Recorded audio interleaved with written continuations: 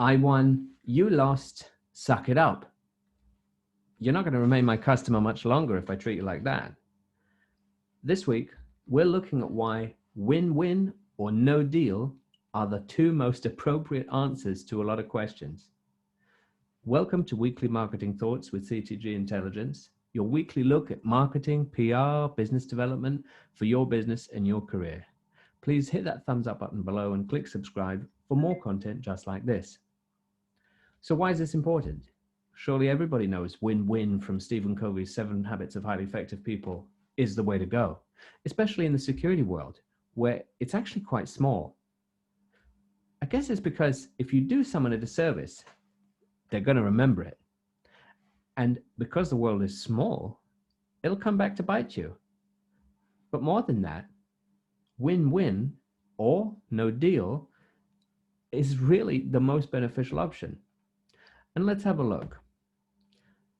Even if you succeed in pummeling your supplier, remember that you are the customer of your supplier, just as you have your own customers. So if everybody thought that way, eventually nobody would have any lasting benefits. If you think win-win with your supplier, great.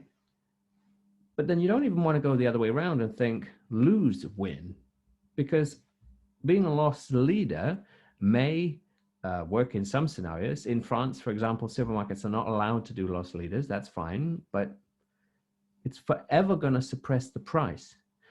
If your supplier thinks they can get away with charging you less, maybe they thought that actually that was a win for you, because people don't think in those terms. Of course, there's charity. I get that. And that's a whole nother story. But win-win is so much better.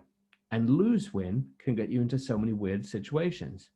Sure, in an office environment, traditional authoritarian supervision is needed. But again, don't forget that everyone has an emotional bank account. Your employees have it too. And you could say, well, I'll push my man guards as hard as I like because there's a shortage of jobs these days and I'll always get more people. But then they'll start to cut corners. Then you'll start to cut corners and you'll lose the long-term strategy for your business. Also, imagine if you demonstrate that you too have skin in the game, more things will get achieved. Today, so many mergers and acquisitions going on in security, particularly in physical. But actually, the MSS report just came out. So many new mergers and acquisitions. It's unbelievable. Demonstrating that both parties have skin in the game will create lasting partnerships. And let's think about it. In terms of applicability, you could have win-win in your performance agreements. Your employee does this and achieves this metric, which you need, and in turn, you give them something else. In sales, there's often a really, really nasty thing that goes on. They hit their target and you go, I don't remember setting that target, and you just set it higher. And eventually you'll lose your people. And maybe you don't care, but the company cares. So if you're a company owner, watch out for that. Also, contract negotiations. This isn't Suits. It's a great TV show, but this isn't that. You can achieve win-win where both people have a lasting partnership, especially in the world of security. Let's imagine you incorporate a new MDR solution and you bundled it, you're an MSP. If your supplier doesn't get anything out of the relationship, then they might not keep supporting you. Maybe they won't tell you how to sell it to your customers, and vice versa. You know how it goes. Unexpected value is another application. I don't mean charity. I mean adding unexpected value to the relationship. Coming up, phoning somebody, telling someone, just a heads up, this is coming your way, because in turn, you will receive it. It's a simple thing, but don't forget it. So let's think about top tips.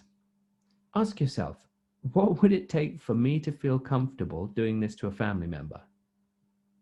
And if you're a real sadist or psychopath, okay, this isn't for you. But for most people, that's a really good question.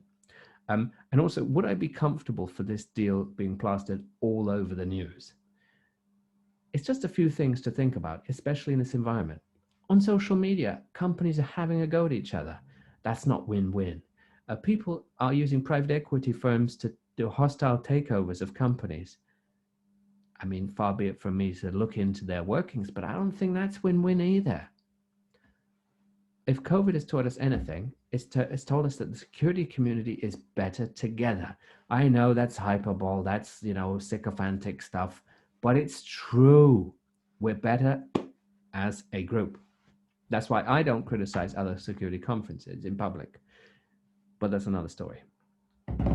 So please hit that thumbs up button below and click subscribe for more content just like this. And talking of more content, we've had some excellent additions from our AI and automation event recently. Check it out. And again, let's think about AI. It doesn't have to be the big job killer. It can be a win-win. But more on that in some of the videos. So check them out. And I'll see you next week when we'll talk about another security marketing thought topic.